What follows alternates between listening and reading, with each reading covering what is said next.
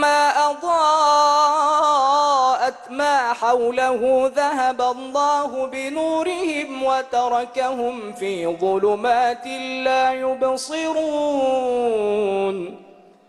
صم بكم عمي فهم لا يرجعون أو كصيب من السماء